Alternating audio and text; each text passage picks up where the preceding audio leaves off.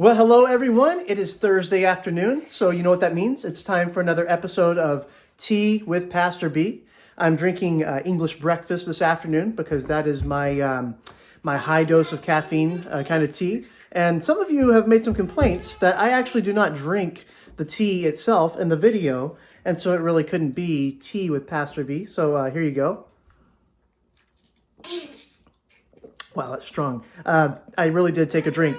So there you go. That is your Tea with Pastor B. I'm here at the house right now, as you can see, and just hanging out on the iPhone here. I'm not doing like a fancy microphone setup. And yes, the kids are here as well. We have Jude. Hey, Jude.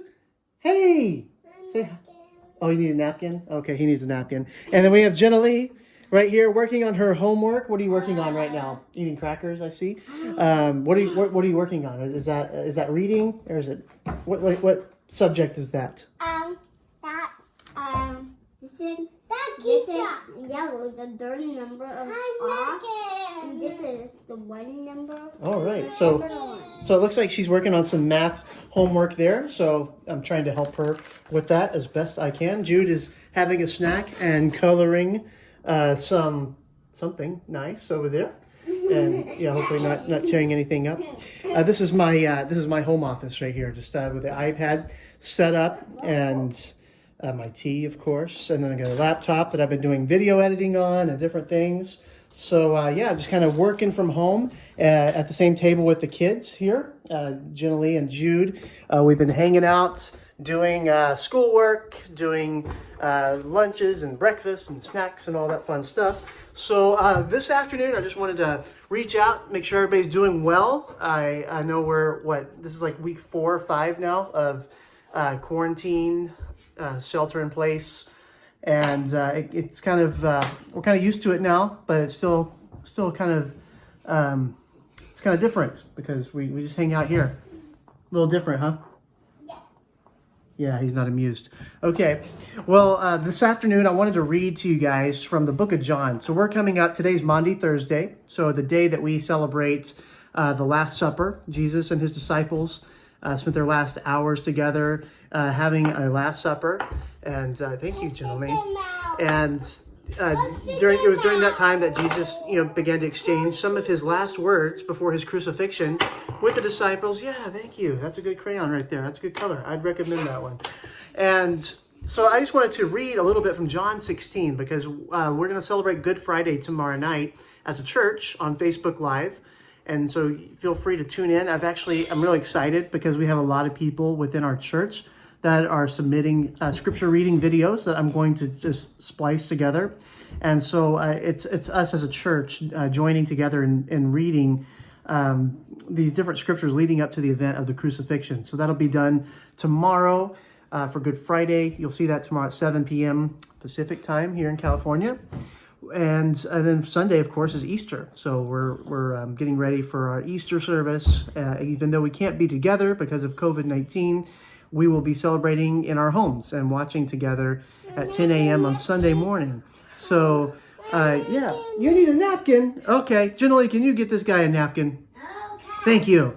Okay, so I'm going to go ahead and read a passage to you guys from John chapter 16. I got my handy ESV study Bible. And so, what's that? I can't get napkins. You can't get napkins. That's right. We had to hide our napkins because right now it's hard to find napkins anywhere, or toilet paper, or paper towels, and so that stuff is like gold. So we to keep it from the kids, we had to put it up high. So of course you can't get it for him. That's okay. Yeah. Hope you guys are doing well on toilet paper. Thank you. Welcome to my zoo. All right. So John 16, I'm going to read that here from the English Standard Version to you guys. John 16, verse 16 through 22. And I just want to read some of the things that Jesus is saying to his disciples as they're coming closer to their final moments together before his crucifixion. So here's what he says. John 16, verse 16.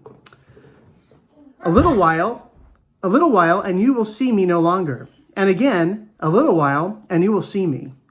So some of his disciples said to one another, "What is this he says to us? A little while and you will see me, and again a little while you will see me. And because I am going to the Father." So they were saying, "What does he mean by a little while? We do not know what he's talking about." Jesus knew what he wanted to ask him, so he said to them, "Is this what you are asking yourselves? What I meant by saying a little while and you will not see me, and again a little while and you will see me? Truly I say to you, you will weep and lament, but the world will rejoice. You will be sorrowful, but your sorrow will turn into joy. When a woman is giving birth, she has sorrow because her hour has come. But when she has delivered the baby, she no longer remembers the anguish for joy that a human being has been born into this world." So some confusing things from Jesus. No surprise there. You know, he's done a lot of work in his ministry, teaching through parables, kind of confusing stories at times. And so now he's just kind of doing the same thing with his disciples. He's telling them, hey, now you see me, now you don't, then you'll see me again. You know, just kind of letting them know, hey, there's going to be a moment of sorrow, of immense sorrow that is coming up in the near future. And of course, he's talking about his crucifixion. He's talking about his own death and how there will be a moment of pain, a moment of sorrow, a moment of anguish. But then things will get better because he will be back and there will be hope. And all that sorrow will be melted away. They won't even be able to remember that sorrow because of the joy that they're going to celebrate together, knowing that he is back. And so he is letting them know this is good news.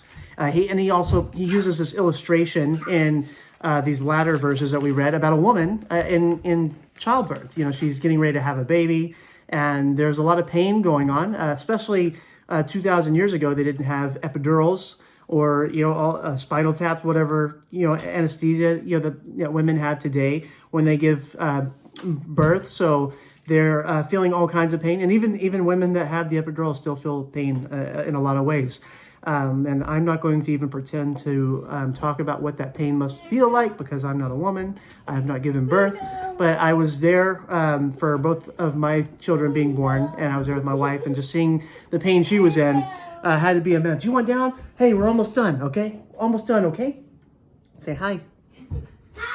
But Jesus, thank you, Jenny. So he's giving this example, this illustration of a woman in childbirth pains, and how, you know, for a moment, it's really hard.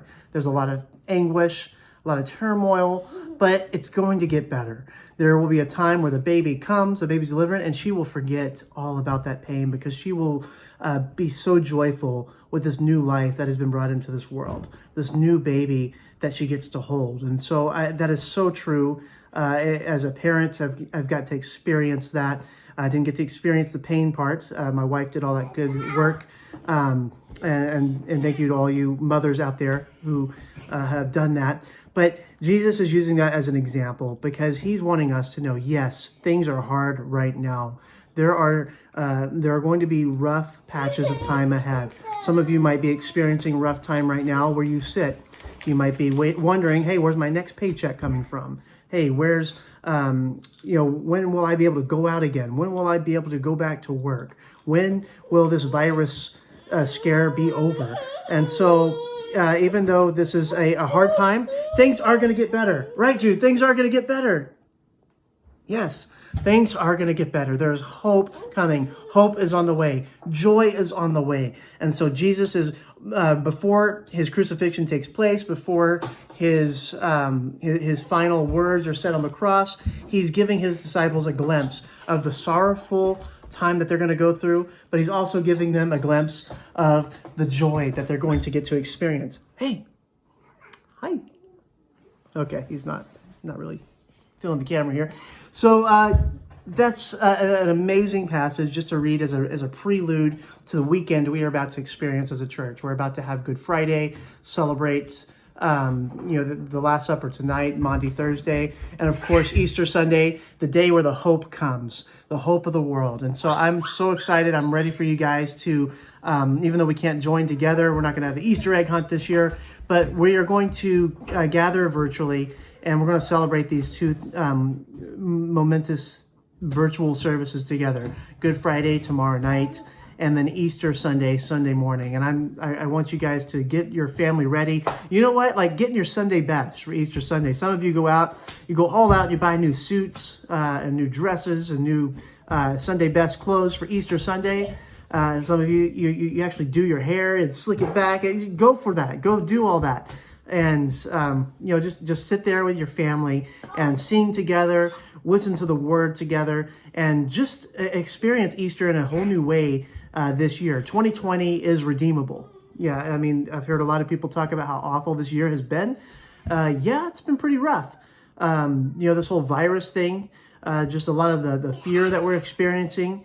No sports right now. I mean, that's a tough one for me. You know, I would be watching baseball right now because we would be in the beginning weeks of the Major League Baseball season had that not been canceled. So that's kind of a bummer for me.